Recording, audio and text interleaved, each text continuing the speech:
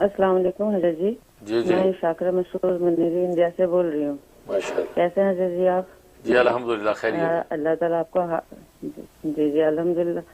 اللہ تعالیٰ آپ کو حاصل و حسد سے محفوظ رکھے، عمر دراز کرے اور آپ کا سایہ ہمارے سر پر رہے. آمین. حضرت جی میرا 2 سوال ہے حضرت جی، بہت ہی ضروری اور بہت دکھ ابھی جھیل رہی ہوں کہ میرا بڑا بیٹا جو عفان ہے انجینئرنگ کر رہا ہے، وہ 3rd ایئر میں ہے، مگر صبح 10 بجے جب اٹھتا ہے 10-11 بجے تو اٹھ کے آن لائن لیپ ٹاپ میں گیم کھیلنے لگتا ہے، بیٹھ جاتا ہے اور رات 3 بجے تک کھیلتا رہتا ہے. کبھی کبھی جمعہ نماز پڑھنے گیا یا کبھی دل کیا تو کالج گیا، بس اور کوئی بات بھی نہیں مانتا. میں اس کو بہت مشکل سے پڑھا رہی ہوں، 2-2.5 لاکھ روپے بہت مشکل سے جمع کر اس کو دیتی ہوں.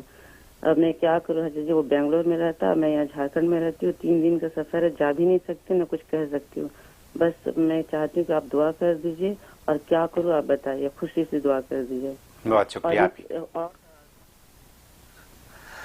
جی. اللہ اکبر. اللہ. شاکر مسعود انڈیا سے کال کر رہی ہیں بیٹے عفان کے لیے.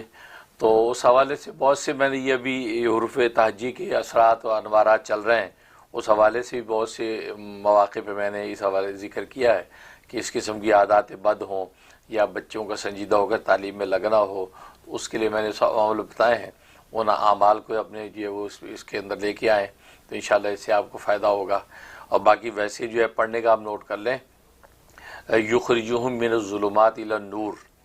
یہ عادت بد چھڑانے کے لیے اور تعلیم میں سنجیدہ کرنے کے لیے بہترین تاثیر ہے اس کی. 119 دفعہ پڑھنا ہے مغرب کے بعد.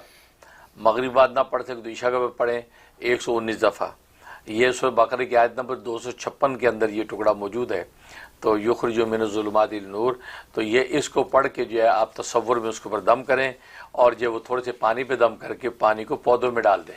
پھولوں کے پودے ہوں تو بہت اچھا ہے، ورنہ کسی بھی قسم کے پودے وہاں یہ ڈال دیں اور ان کے اوپر چھڑک دیں، اور تصور یہ کریں کہ اللہ تعالیٰ اس کا اثر اس کے قلب و جان تک پہنچائے اور اس کو اس عادت بد سے چھڑا کر تعلیم میں سنجیدہ اور کامیاب کر دیں. بہت شکریہ حضرت.